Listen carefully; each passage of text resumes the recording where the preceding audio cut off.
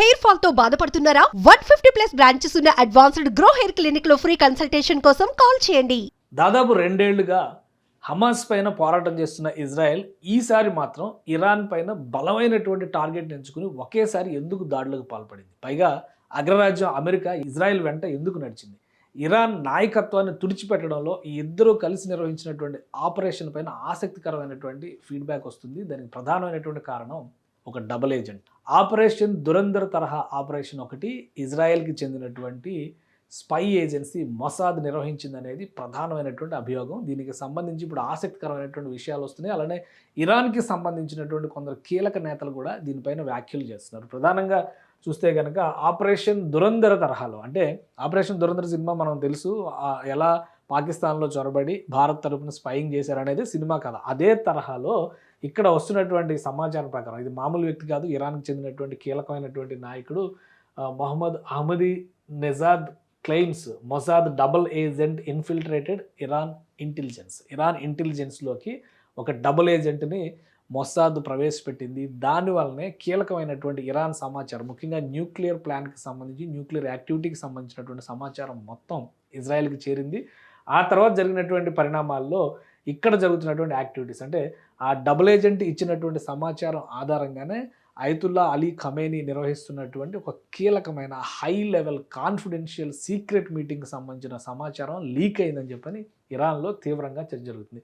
Former president ఈ Ahmadi నెజాద్, ఆయన చేసినటువంటి ఆరోపణ ఇది. కాబట్టి ఇరాన్ మాజీ అధ్యక్షుడిగా ఉన్నారంటే ఎంతో కొంత ఇన్ఫర్మేషన్ లేకుండా అయితే ఈ మాట చెప్పడానికి అవకాశం లేదు. Mossad history of bold intelligence operations in Iran అంతకు ముందర కూడా చాలా చేశారు.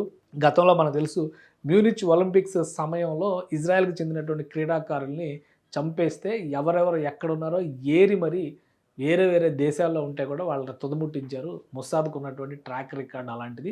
ఈ మొసాద్ ఏజెంట్స్ ప్రపంచంలోనే మోస్ట్ డెడికేటెడ్, ఇజ్రాయెల్ కోసం ప్రాణం పెట్టేటువంటి స్పై ఏజెంట్స్ అనేటువంటి అభిప్రాయం ఉంది. సో అలాంటి సంస్థ తయారు చేసినటువంటి ఒక డబుల్ ఏజెంట్ ఆపరేషన్ దురంధర్ తరహాలో, వీళ్ళు చెప్తున్నటువంటి మాటల ప్రకారం experts in intelligence studies note that modern espionage is not limited to human operatives alone.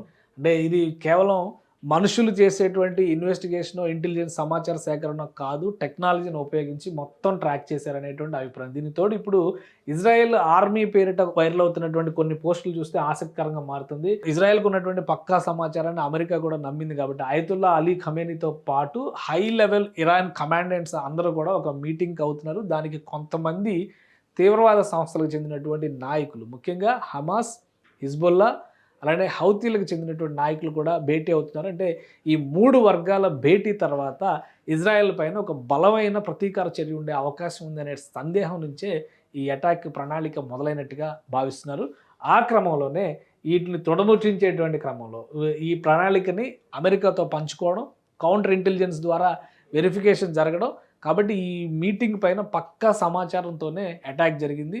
నేరుగా టార్గెట్ని, సుప్రీం కమాండర్నే తుదముట్టించగలిగారు అనేటువంటి విమర్శలు ఇరాన్ నుంచే వస్తుండడం ఇప్పుడు ఆసక్తికరంగా మారింది. నిజంగా మొసాద్ కనుక ఇటువంటి డేరింగ్ ఆపరేషన్ చేసి ఉంటే కనుక ఇది ఒక ప్రపంచవ్యాప్తంగా ఆసక్తికరమైనటువంటి అంశం అవుతుంది. మరొక ఆపరేషన్ దురంధర్ తరహాలో అందరినీ ఆకట్టుకునేటువంటి, దేశం కోసం చేసినటువంటి ఒక ఇంటెలిజెన్స్ యాక్టివిటీ కింద మనం చూడాల్సి ఉంటుంది.